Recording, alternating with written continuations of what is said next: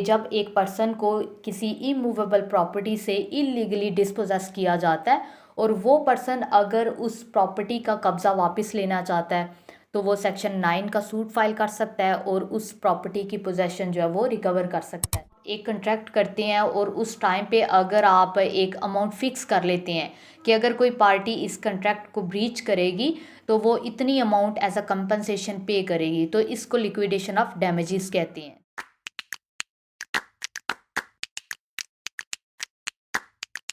अस्सलाम वालेकुम जी, मैं हूँ खदीजा वलायत एडवोकेट और आप देख रहे हैं मेरा YouTube channel the legal exams.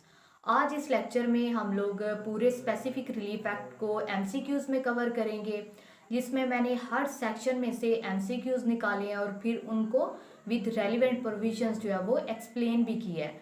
तो अगर आप जुडिशरी या फिर किसी भी लीगल कम्पिटिटिव एग्ज़ाम की प्रिपरेशन कर रहे हैं तो ये लेक्चर आपके लिए है। बहुत ज़्यादा एफर्ट के बाद मैंने इस पूरे सब्जेक्ट को कवर किया है एमसीक्यूज़ में। इस लेक्चर को स्टार्ट करते हैं।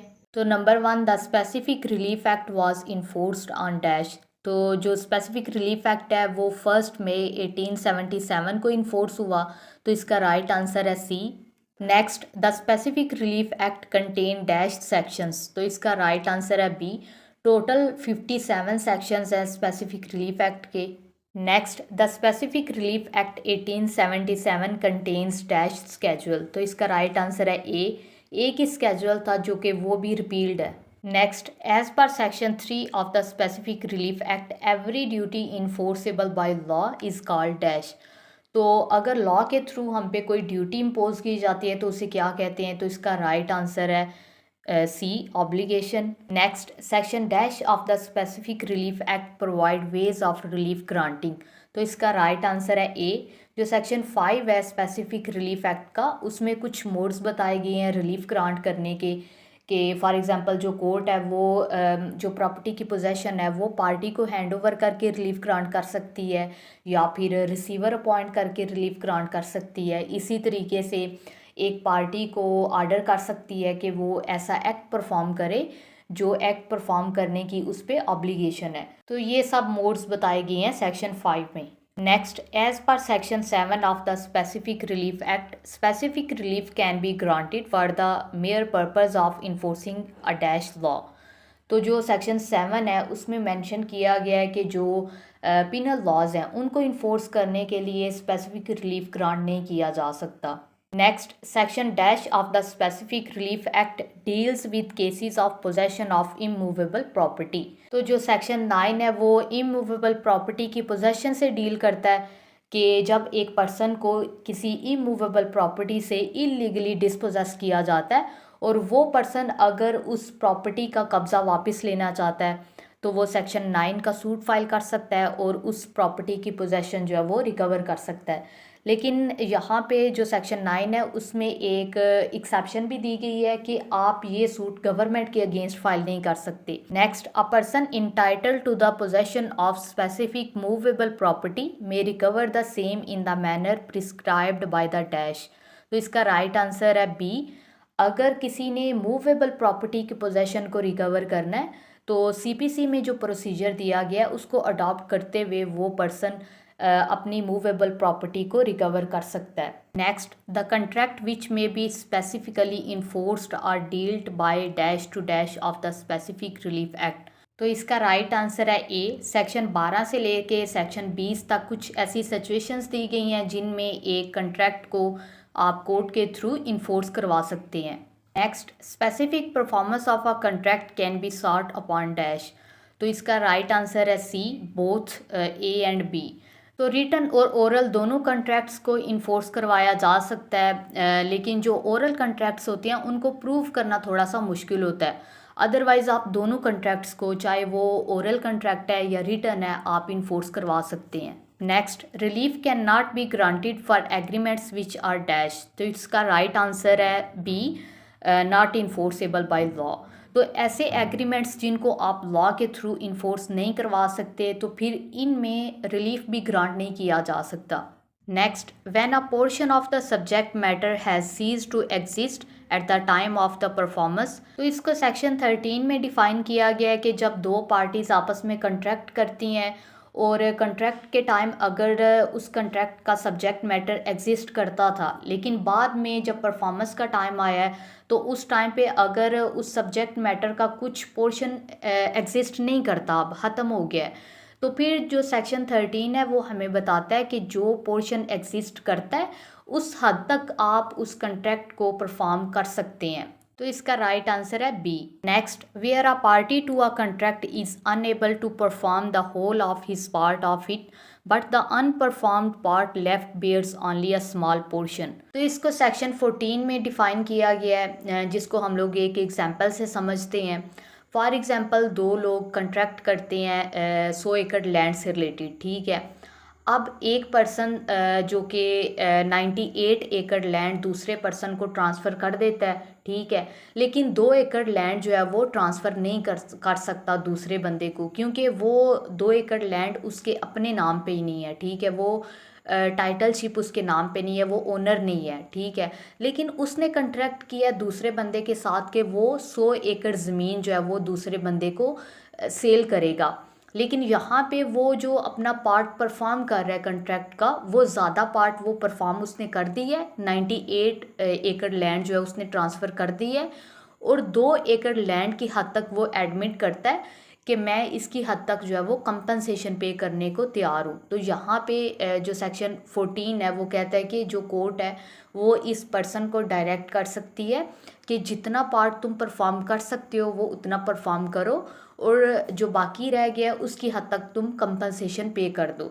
तो सेक्शन 14 में बेसिकली बताया गया कि अगर एक पार्टी अपना जो पार्ट परफॉर्म करती है वो ज़्यादा पोर्शन अगर परफॉर्म कर देती है और जो रह गया है वो अगर कम है, स्मॉल पोर्शन है, तो उस स्मॉल पोर्शन की हद तक फिर वो कंपनसेशन जो है वो पे कर देगा और बाकी कंट्रैक्ट जो है वो परफॉर्म किया जा सकता है। Next, section 16 of the specific relief act deals with dash. तो इसका राइट आंसर है सी। बेसिकली जो सेक्शन 16 है उसमें बताया गया कि अगर एक कंट्रैक्ट के डिफरेंट पार्ट्स हैं और अगर हर पार्ट दूसरे से डिफरेंट है, इंडिपेंडेंट है, और अगर एक पार्ट परफॉर्म किया जाए और दूसरा अगर नहीं भी किया जाता तो उस पर कोई इफ़ेक्ट नहीं पड़ेगा।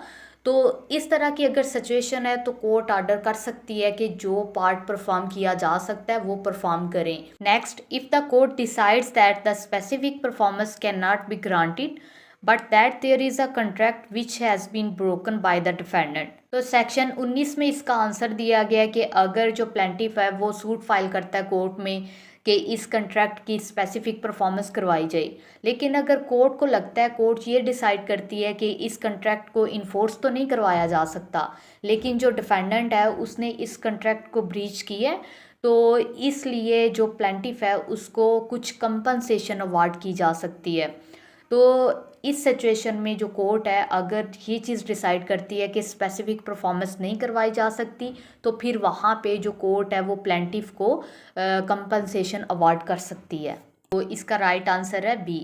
Next, what is liquidation of damages. तो जो सेक्शन 20 है स्पेसिफिक रिलीफ एक्ट का, उसमें लिक्विडेशन ऑफ डैमेजेस को डिफ़ाइन किया गया है। असल में जब आप एक कंट्रैक्ट करते हैं और उस टाइम पे अगर आप एक अमाउंट फ़िक्स कर लेते हैं कि अगर कोई पार्टी इस कंट्रैक्ट को ब्रीच करेगी तो वो इतनी अमाउंट एज अ कंपनसेशन पे करेगी, तो इसको लिक्विडेशन ऑफ डैमेजेस कहते हैं। तो इसका राइट आंसर है B. Next, under section 21 of the specific relief act a contract made by a trustee either in excess of their powers or in breach of their trust। तो section 21 में कुछ ऐसी situations दी गई हैं जिनमें एक contract को इन्फोर्स नहीं करवाया जा सकता। तो अगर एक ट्रस्टी अपनी पावर्स का एक्सेसिव यूज़ करते हुए कोई कंट्रैक्ट करता है और दूसरी पार्टी अगर उस कंट्रैक्ट को ब्रीच कर देती है तो फिर बाद में ये ट्रस्टी उस कंट्रैक्ट को कोर्ट के थ्रू इन्फोर्स नहीं करवा सकता। तो इसका राइट आंसर है B. Next, section 23 of the specific relief act deals with dash. तो जो सेक्शन 23 है उसमें मेंशन किया गया है कि कौन कौन से पर्सन्स जो है वो कंट्रैक्ट को इन्फोर्स करवा सकते हैं। तो इसका राइट आंसर है A. Next, the courts grant decree for specific performance in their dash. तो जो स्पेसिफिक परफॉर्मेंस की डिक्री ग्रांट करना है ये कोर्ट की डिस्क्रिशनरी पावर होती है, ठीक है। कोर्ट बाउंड नहीं है कि अगर आपका कोई लॉफुल रिलीफ बनता है, तो सिर्फ इस वजह से कोर्ट बाउंड नहीं है वो रिलीफ ग्रांट करने की, बल्कि ये कोर्ट की डिस्क्रिशनरी पावर है। लेकिन जो सेक्शन 22 है उसमें साथ ये भी मेंशन किया गया है कि कोर्ट ये जो अपनी पावर यूज़ करेगी ये आर्बिट्रेरी नहीं होनी चाहिए, ठीक है। अगर कोर्ट रिफ्यूज़ कर रही है रिलीफ ग्रांट करने से तो कोर्ट अपनी रीजंस देगी। Next, specific performance of a contract can not B enforced in favour of a person. तो इसका आंसर आपको सेक्शन 24 में मिलेगा कि किन पर्सनस की फेवर में स्पेसिफिक परफॉर्मेंस की डिग्री पास नहीं की जा सकती। फॉर एग्जांपल, वो पर्सन जिसने खुद ही उस कंट्रैक्ट की वायलेशन की हो, जो भी कंट्रैक्ट की टर्म्स एंड कंडीशन है उसको वायलेट किया हो, उस पर्सन की फेवर में डिग्री पास नहीं की जा सकती। इसी तरीके से वो पर्सन जिसने ऑलरेडी ब्रीच ऑफ कंट्रैक्ट के लिए कोई रेमेडी चूज़ कर चुका हो, जो कोई कंपनसेशन ले चुका हो पार्टी से, दूसरी पार्टी से, या फिर ऐसा पर्सन जो ब्रीच ऑफ कंट्रैक्ट अगर मतलब होता है तो वो अगर कंपनसेशन क्लेम नहीं कर सकता तो फिर ऐसे पर्सन की फेवर में स्पेसिफिक परफॉर्मेंस की भी डिग्री पास नहीं की जा सकती। तो ये 3-4 सिचुएशंस दी गई हैं जिनमें एक पर्सन की फेवर में स्पेसिफिक परफॉर्मेंस की डिग्री पास नहीं की जा सकती। नेक्स्ट, हु में ऑब्टेन स्पेसिफिक परफॉर्मेंस। तो स्पेसिफिक परफॉर्मेंस कौन कौन से पर्सन जो है वो क्लेम कर सकते हैं। तो नंबर 1 जो पार्टीज टू द कंट्रैक्ट होती हैं वो कर सकती हैं। उसके बाद जो रिवर्जनर इन रिमाइंडर है वो कर सकता है। तो इस तरीके से सेक्शन 23 में हमें लिस्ट दी गई है कि ये पर्सन जो है वो स्पेसिफिक परफॉर्मेंस जो है वो क्लेम कर सकते हैं। तो इसका राइट आंसर है D. Next, reversioner in possession is covered under section dash of the specific relief act. तो सेक्शन 23 में रिवर्जनर इन रिमाइंडर और रिवर्जनर इन पोजेशन को डिफाइन किया गया है। अगर आपको इन दोनों टर्म्स को डिटेल में समझना है तो उस पर मैं एक सेपरेट जो है वो लेक्चर रिकॉर्ड कर चुकी हूँ, आप प्ले लिस्ट में जाके उसको देख सकते हैं। Next, contracts to sell property by one who has no title और who is a voluntary settler. तो जो सेक्शन 25 है वो इससे डील करता है कि अगर एक पर्सन के पास टाइटल ही नहीं है किसी प्रॉपर्टी का और वो बंदा अगर उस प्रॉपर्टी से रिलेटेड सेल का या लीज़ का कोई कंट्रैक्ट करता है, ठीक है, तो फिर वो उस कंट्रैक्ट को इन्फोर्स नहीं करवा सकता क्योंकि उसके पास टाइटल ही नहीं था उस प्रॉपर्टी का जिससे रिलेटेड उसने कंट्रैक्ट किया है। उसके बाद दूसरी चीज़ इसमें डिफ़ाइन की गई है कि अगर किसी प्रॉपर्टी से रिलेटेड पहले से ही वो कोई सेटलमेंट कर चुका है, ठीक है, तो फिर वो कोर्ट में आके तो उस प्रॉपर्टी से रिलेटेड स्पेसिफिक परफॉर्मेंस जो है वो क्लेम नहीं कर सकता। तो इसका राइट आंसर है C. Next, section 26 to 30 of the specific relief act deals with the contracts. तो सेक्शन 26 से लेके जो 30 हैं उनमें कुछ ऐसी सिचुएशंस बताई गई हैं जिनमें एक कंट्रैक्ट जो है वो एज इट इज़ इन्फोर्स नहीं करवाया जा सकता, बल्कि उसमें थोड़ी बहुत चेंजिंग्स करके तो उस कंट्रैक्ट को इन्फोर्स किया जाता है। तो इसका राइट आंसर है B. Next, when can a lessor claim specific performance against the lessee according to section 27A। तो कब लेसर लेसी के अगेंस्ट स्पेसिफिक परफॉर्मेंस जो है वो क्लेम कर सकता है। तो इसको डिफ़ाइन किया गया सेक्शन 27A में, जिसमें मेंशन किया गया कि अगर एक पर्सन जो है वो किसी इमूवेबल प्रॉपर्टी से रिलेटेड कोई लीज़ का कंट्रैक्ट करता है, ठीक है, और जो लेसर है अगर वो अपना पार्ट परफॉर्म करते हुए उस प्रॉपर्टी की पोजेशन भी हैंड ओवर कर देता है लेसी को, तो फिर जो लेसर है वो लेसी के अगेंस्ट स्पेसिफिक परफॉर्मेंस का सूट फाइल कर सकता है। तो इसका राइट आंसर है B. Next, in what circumstances can the court rectify the instrument as per section 31। तो जो सेक्शन 31 है उसमें बताया गया कि जब कोई इंस्ट्रूमेंट लिखा जाता है तो उस टाइम पे अगर कोई पार्टी फ्रॉड करती है या फिर जो पार्टीज़ हैं उनकी म्यूचुअल मिस्टेक की वजह से उनकी रियल इंटेंशन जो है वो ही नहीं शो हो रही, नहीं पता चल रहा कि ये कंट्रैक्ट करने के पीछे इनकी रियल इंटेंशन क्या थी, ठीक है, तो फिर इस सूरत में रेक्टिफिकेशन ऑफ इंस्ट्रूमेंट का सूट फाइल किया जा सकता है। तो इसका राइट आंसर है B. Next, in which of the following cases में the court order rescission of a contract. 3 सूरतों में आप कोर्ट में सूट फाइल करके एक कंट्रैक्ट को रिसेंड करवा सकते हैं। नंबर 1, अगर तो कंट्रैक्ट वाइडेबल है या टर्मिनेबल है, ठीक है।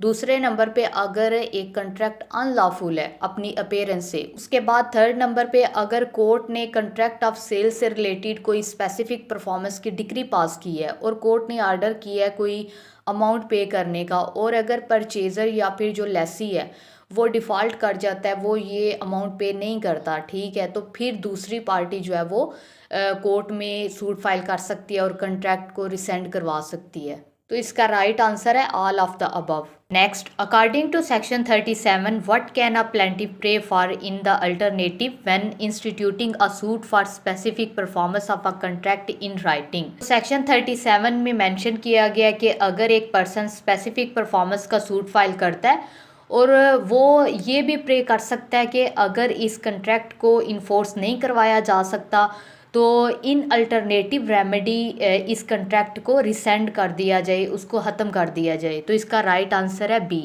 Next, under what condition shall no court make a declaration. तो यहाँ पे बात की जा रही है कि कब कोर्ट डेक्लरेटरी डिक्री पास नहीं करेगी आपकी फेवर में। तो जब आपने डेक्लारेशन का सूट फाइल किया तो उस डेक्लारेशन के साथ अगर कोई और भी रिलीफ जुड़ा हुआ था, ठीक है, जो आपने क्लेम करना था लेकिन आपने ओमिट कर दिया, आपने क्लेम नहीं किया, तो उस सूरत में फिर कोर्ट डेक्लारेटरी डिक्री भी पास नहीं करेगी। तो इसका राइट आंसर है B. Next, what may the court order if the purchaser or lessee is in wrongful possession of the subject matter. तो इसका राइट आंसर है बी, क्योंकि अगर जो परचेज़र है या लेसर है जो परचेज़र है या लेसी है उसकी फेवर में अगर स्पेसिफिक परफॉर्मेंस की डिक्री पास हो जाती है और कोर्ट अगर आर्डर पास करती है कोई अमाउंट पे करने का और वो अगर डिफ़ॉल्ट कर जाते हैं तो कोर्ट ये डिसाइड करती है कि इन्हें पोजेशन भी हैंड ओवर कर दी गई है, फिर भी इन्होंने ये अमाउंट पे नहीं की, ये डिफ़ॉल्ट कर गए हैं, तो इसलिए ये रॉन्गफुल पोजेशन में है। तो जो भी ये रॉन्गफुल पोजेशन से प्रॉफिट वगैरह ले रही हैं परचेज़र या लेसी, वो वेंडर या लेसर को रिटर्न करेंगे। तो इसका राइट आंसर है B. Next, who can institute a suit against any person denying or interested to deny one's title to a legal character or right to any property. तो कोई भी person ये suit file कर सकता है जो कि किसी लीगल करेक्टर का इंटाइटल है या फिर किसी भी प्रॉपर्टी का इंटाइटल है, ठीक है, तो वो सूट फाइल कर सकता है अपना ये राइट डिक्लेयर करवाने के लिए। तो इसका राइट आंसर है B. Next, the mode of appointment, rights, powers, duties and liabilities of a receiver are regulated by dash। तो इसका राइट आंसर है B, the code of civil procedure. जो सीपीसी है उसके आर्डर 40 में सारा बताया गया है कि किस तरीके से रिसीवर को अपॉइंट किया जाएगा, उसकी ड्यूटीज़, पावर्स, लाइबिलिटीज़ वगैरह क्या होंगी। Next, temporary injunctions are granted dash. तो यहाँ पे पूछा जा रहा है कि टेम्परेरी इंजंक्शंस कितने टाइम पीरियड के लिए ग्रांट की जाती हैं। तो इसका राइट आंसर है ए। जो सेक्शन 53 है स्पेसिफिक रिलीफ एक्ट का, उसमें डिफ़ाइन किया गया है कि एक स्पेसिफिक टाइम पीरियड के लिए टेम्परेरी इंजंक्शंस ग्रांट की जाती हैं या फिर जब तक कोर्ट का कोई फर्दर आर्डर नहीं आ जाता तब तक ये टेम्परेरी इंजंक्शंस जो हैं वो ग्रांट की जाती हैं। उसके बाद जो इसकी रेलिवेंट प्रोविजंस हैं वो आर्डर 39 रूल 1 और 2 है सीपीसी का, जिसमें बताया गया है कि कब आप कोर्ट से टेम्परेरी इंजंक्शंस जो है वो सीक कर सकते हैं। Next, a perpetual injunction can be granted dash. तो इसका राइट आंसर है बी। परपेचुअल इंजंक्शंस को उर्दू में हुक्म इम्तनाई दुआमी भी कहते हैं, ठीक है। तो ये जो परपेचुअल इंजंक्शंस होती हैं ये डिक्री के थ्रू कोर्ट जो है वो ग्रांट करती है। पूरा केस सुनने के बाद दोनों पार्टीज़ की एविडेंस रिकॉर्ड करने के बाद ऑन मेरिट्स जो है वो डिक्री पास करती है और डिक्री के थ्रू जो है वो दूसरी पार्टी को परमानेंटली रोक देती है कि आपकी प्रॉपर्टी में इंटरफेरेंस ना करे या जो भी मतलब आपकी प्रॉपर्टी को डिस्पोज ऑफ ना करें या जो भी ग्राउंड्स लिए हैं आपने परपेचुअल इंजंक्शंस की। आई होप आप लोगों को ये लेक्चर पसंद आया। Thank you so much.